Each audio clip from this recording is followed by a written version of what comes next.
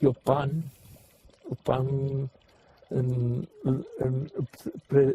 encima que no cojaban trigo, precintaban los molinos.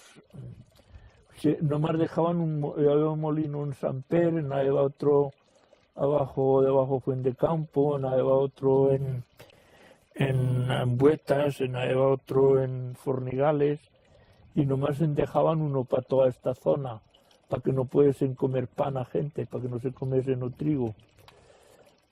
Y nomás lo moleban, lo chafaban un poco y lo cocinaban, lo hacían en las casas, tenían panadería en todas las casas. ¿En la beba forno? Claro, y